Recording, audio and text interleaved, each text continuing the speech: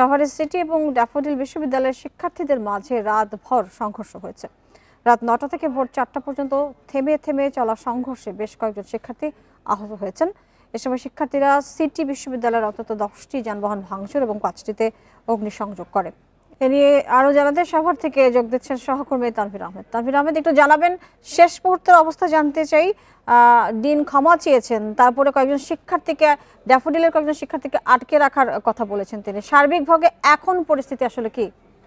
সর্বশেষ তথ্য হচ্ছে যে 11 জন শিক্ষার্থীকে আটকে রাখা হয়েছিল। তাদের আসলে ইউজিসির একটি প্রতিনিধি দল, পাশাপাশি ড্যাফোডিল বিশ্ববিদ্যালয়ের একটি প্রক্টোরিয়াল কমিটির কাছে আসলে তাদেরকে হস্তান্তর করা হয়েছে। এবং আমরা যতটুকু শুনেছি, ক্যাম্পাসের যিনি রেজিস্ট্রার রয়েছেন মীর আক্তার হোসেন, সিটি ইউনিভার্সিটির রেজিস্ট্রার, তিনি যেমনটি বলেছেন যে ইউজিসির একটি প্রতিনিধি দল এখানে এসেছিলেন এবং তারা সার্বিক অবস্থা বিবেচনায় তারা আসলে অনুরোধ জানিয়েছিলেন সিটি বিশ্ববিদ্যালয় কর্তৃপক্ষের কাছে। পাশাপাশি ড্যাফোডিল বিশ্ববিদ্যালয় কর্তৃপক্ষ নিঃশর্ত ক্ষমা চেয়ে তাদের আসলে তাদের জিম্মায় নিয়ে গেছেন এবং মোট 17 জন শিক্ষার্থীকে আটকে রেখেছিলেন সিটি বিশ্ববিদ্যালয় শিক্ষার্থীরা। সকালে 6 জনকে ছেড়ে দেওয়া হয়েছে, পাশাপাশি কিছুক্ষণ আগে 11 জন শিক্ষার্থীকে ছেড়ে দেওয়া হয়েছে বলে আমরা জানতে পেরেছি। এবং এই বিষয়টি জানিয়েছেন সিটি বিশ্ববিদ্যালয়ের যিনি রেজিস্ট্রার প্রফেসর মীর আক্তার হোসেন। এবং এর আগে বিমল চন্দ্র দাস, যিনি হচ্ছে ড্যাফোডিল বিশ্ববিদ্যালয়ের ডিন, তিনি এসেছিলেন এবং তিনিও এসে নিঃশর্ত ক্ষমা চেয়েছিলেন। পাশাপাশি এখানকার যে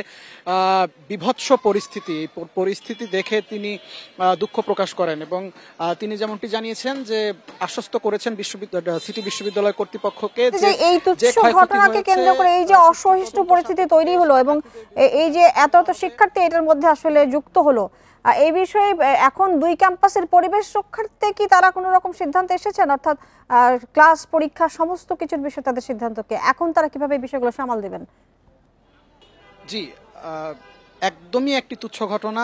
থুতু দেয়াকে কেন্দ্র করে দুই শিক্ষার্থীর মধ্যে একটি বাকবিতণ্ডা এবং হাতাহাতির সৃষ্টি হয় এবং এই ঘটনার কিন্তু সেখানেই সমাধান করে দেওয়া হয় বিশ্ববিদ্যালয়ের যারা প্রশাসনিক কর্মকর্তা ছিলেন তাদের উপস্থিতিতে। সেই দুজনের মধ্যে বিষয়টিকে কিন্তু সমাধান করে দেওয়া হয়। তবে সমাধান করার পরেও আসলে যিনি ড্যাফোডিল বিশ্ববিদ্যালয়ের শিক্ষার্থী ছিলেন তিনি আবার তার ক্যাম্পাসের যারা শিক্ষার্থী ছিলেন, অন্যান্য যারা শিক্ষার্থী, পাশাপাশি যিনি সিটি বিশ্ববিদ্যালয়ের শিক্ষার্থী ছিলেন তিনিও হয়তো বা তার সহপাঠী যারা ছিলেন তাদেরকে জানিয়েছেন এবং এর কারণে কিন্তু আরও একটি বড় একটি সংঘর্ষে তারা লিপ্ত হন। এবং মূলত সিটি বিশ্ববিদ্যালয় থেকে কয়েক গুণ বেশি শিক্ষার্থী কিন্তু ড্যাফোডিল বিশ্ববিদ্যালয়ে রয়েছে এবং এর কারণে মূলত ক্ষয়ক্ষতির যে পরিমাণ, সেই পরিমাণটা কিন্তু আসলে সিটি বিশ্ববিদ্যালয়েরই অনেকটাই বেশি হয়েছে। আরেকটি বিষয় যেমনটি বলেছি যে এইখানে আসলে যে হিসাবরক্ষক কর্মকর্তার যে কক্ষ রয়েছে, পাশাপাশি অ্যাকাউন্টস থেকে শুরু করে ভিসি, প্রো ভিসি সহ শিক্ষকদের যে কক্ষগুলো রয়েছে, পাশাপাশি কয়েকটি ক্লাসরুম এবং শিক্ষার্থীদের যে হল,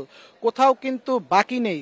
মানে জানতে চাই এই ঘটনার পরে দুই বিশ্ববিদ্যালয় কর্তৃপক্ষ কোনো ধরনের কোনো আইনি প্রক্রিয়া যাবে কিনা এবং বিশ্ববিদ্যালয়গুলো খোলা বা পরীক্ষার ব্যাপারে আসলে কোনো ধরনের সিদ্ধান্ত কবে কি হবে সেই বিষয়ে কোনো সিদ্ধান্ত এসেছে কিনা? হ্যাঁ, আমরা আসলে সিটি বিশ্ববিদ্যালয়ের ভিসির কাছে জানতে চেয়েছিলাম যে তার পরবর্তী পদক্ষেপ কি। তিনি বলেছেন যে তিনি আপাতত এই বিষয়ে আসলে আইনি কোনো পদক্ষেপ নেবেন না।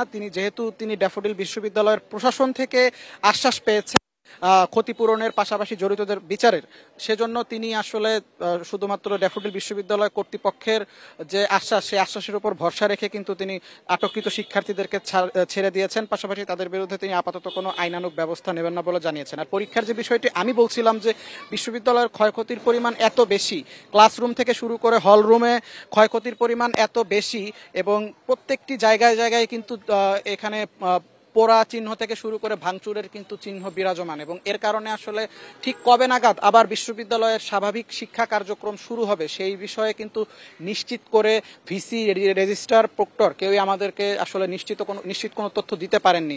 তবে তারা চেষ্টা করছেন যে যতটুকু দ্রুত সম্ভব শিক্ষার্থীদেরকে আবার শ্রেণীকক্ষে ফিরিয়ে এনে সুষ্ঠু এবং স্বাভাবিক যে শিক্ষা কার্যক্রম, সেই শিক্ষা কার্যক্রম চালু করার বিষয়ে তারা আশাবাদী। তানভীর, আপনাকে অনেক ধন্যবাদ। আপনি সেখানেই থাকুন, নিশ্চয়ই পরবর্তীতে আপনার কাছ থেকে আমরা আরো আপডেট জানবো।